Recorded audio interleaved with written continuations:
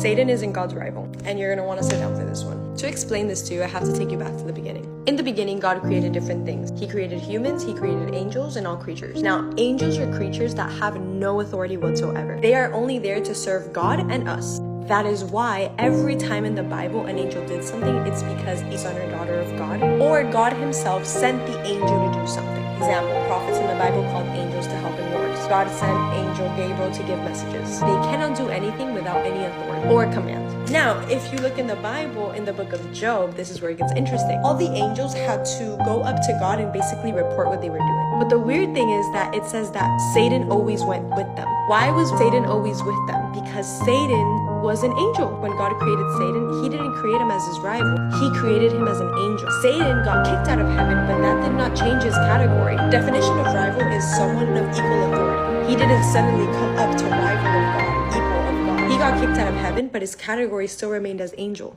So every time that angels have to report to God, Satan has to report to God till this day. And that's why in the Bible it says God asked him, what were you doing? And Satan says, I was roaming around the earth. And then he gives the famous Bible verse, have you considered your son Job? And even then when what he wanted to do to Job, he had to ask God for permission. Why? Because angels cannot move unless it's by a command or authority. Who are the only people that give command and authority? You or God. Now I want you to get this straight. Your whole life, you thought, and you've been saying, oh my God, Satan is in between my house. Satan is taking over my heart. Satan is taking over my relationship, my marriage. But you forgot that Satan was just an angel. And angels can't move by their own authority. The only way that they can move is because they're sent either by God or you. So every time that you opened a door to sin, or every time that you spoke death about that certain person, example, my husband is so stubborn, I'm never gonna get that job. You automatically gave that angel, Satan, authority over those things because he could only move by command and authority. I have the power because I have a hand. I could slap you right now if I wanted to. I have the ability to slap you. But if you called the cops on me, I would go to prison. Why? Because